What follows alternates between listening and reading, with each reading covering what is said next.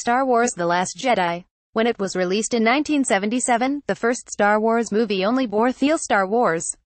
Later, the subtitle A New Hope was added, and with it, a subtle intimation of what this series is all about. The Star Wars saga explores lots of ideas, but one it keeps cycling back to is the idea of hope. Where does it come from, why, and when it looks like the last glimmer of hope has been extinguished, is there any reason to go on for decades? Each Star Wars installment has explored those ideas, moving from hope to despair and back again as a fundamentally moral political battle wages between a dark side bent on its own immense power and a scrappy bunch of rebels who dare to think everyone matters. And now, 40 years after it all started, the 8th installment in the Star Wars series, The Last Jedi, retreads that basic setup with a mastery that isn't just reminiscent of the series' best entries, but takes its place alongside them. I don't want to spoil the movie for you. You don't want that either. So let me just say, seriously, if you don't want any spoilers at all, not even basic place-setting stuff, then just take my word for it and go see the movie. That The Last Jedi picks up more or less exactly where The Force Awakens left off, with the evil First Order ready to strike back against Resistance forces in retaliation for destroying their superweapon, the Starkiller base. The Rebel Army is still led by General Leia Organa, the late Carrie Fisher, in her final Star Wars appearance. Hotshot Resistance pilot Poe Dameron Oscar Isaac, with his droid pal BB-8, is out in front in the counterattack, going briefly rogue to accomplish his mission, while Finn John Boyega is healing from the wounds inflicted on him by Darth Vader heir apparent Kylo Ren Adam Driver, who continues to knock it out of the park. Meanwhile, on the faraway planet Ahch-To, Rey Daisy Ridley, who now knows she can harness the Force herself, has just encountered Luke Skywalker Mark Hamill and handed him his lightsaber. The Last Jedi follows the Resistance fighters as they struggle to survive through an increasingly painful series OFS, exacerbated by the First Order's newfound ability to track their forces through hyperspace jumps. This realization sends Finn and ship's engineer Rose, a fantastic Kelly Marie Tran, to a new planet where they search for someone who can help them. Meanwhile, though Rey and Kylo Ren are far away from one another, they seem to be experiencing a psychic connection that suggests the answers to some of their questions about themselves and each other may lie in surprising places. The strength of 2015's The Force Awakens came from its careful retreading of ground that was already broken by earlier Star Wars films, in ways that pleased fans who were terrified this new trilogy would repeat the mistakes of George Lucas' prequel trilogy. The Force Awakens calmed fears, reminded viewers why the series worked in the first place, and introduced a more diverse set of characters that made the whole Star Wars thing feel fresh and fun again. And yet, if The Force Awakens was a great variation on a theme, then The Last Jedi is another movement altogether in the symphony. There are images in this movie that provoke awe and delight, and creatures that feel lifted out of half-remembered childhood dreams. And though it briefly appears to lose steam in the middle, that's short-lived, with a third act harboring sequences that feel like a maestro conducting a concerto the size of the cosmos.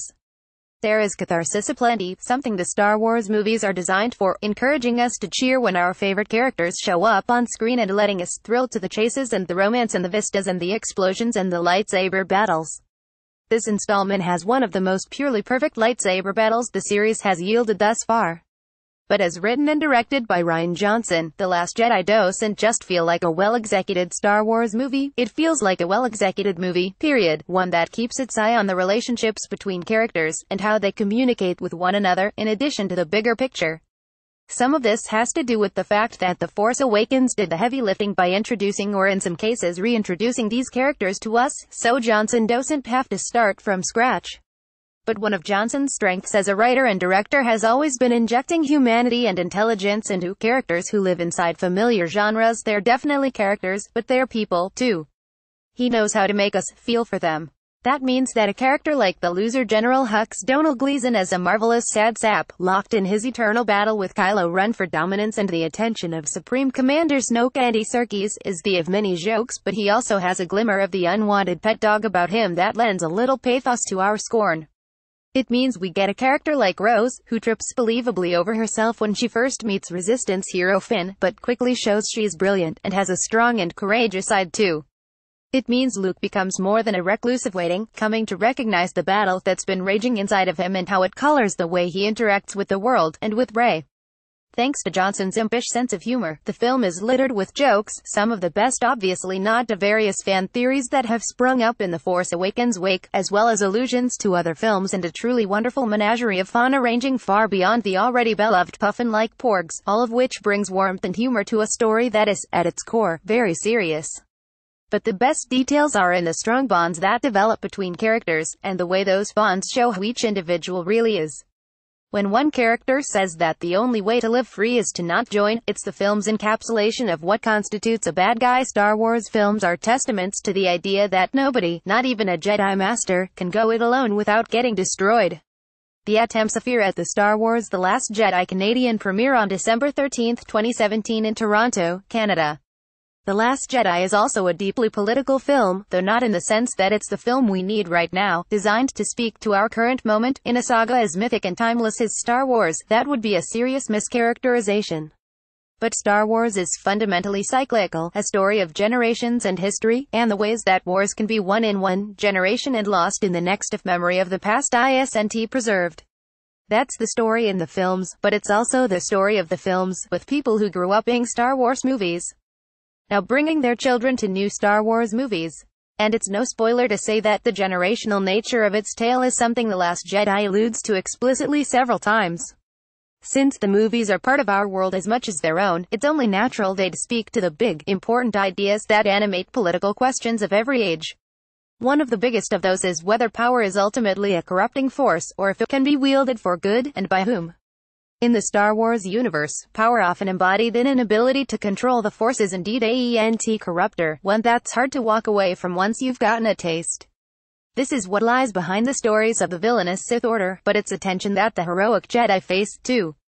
In The Last Jedi, the factors determining how power will be wielded and yielded are an awareness of history and, most importantly, a connection to that history through the people around you.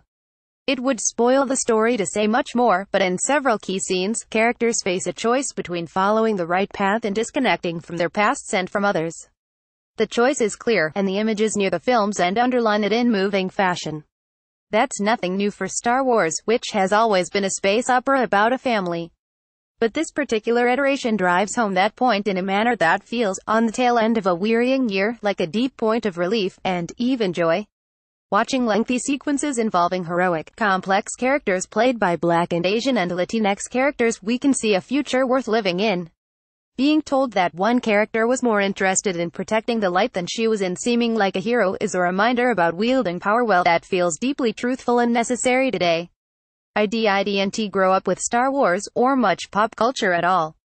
I'd only saw the films as an adult, and while I've always liked them, I never connected to them the way so many people have. Whatever it was they were trying to give me never really found its place in my heart. I went to The Last Jedi with high expectations because of the talent behind it, but I was prepared to just have a good time. And I walked out feeling many emotions, but especially something like hope, that elusive thing with feathers, though hope, to be clear, is not a porg. I felt expectant, and I believed not just that what the movie was saying was true, that even a small band of people with purpose, conviction, and a good, true story to tell can carry on in the face of evil, but that there's a special power to saying it in a movie. Star Wars has been with us for 4 decades now, telling that same essential story in a format that's overwhelming and engulfing. With wit, skill, and love, The Last Jedi takes up the torch and carries it for a new generation. Star Wars The Last Jedi opens in theaters on December 15th.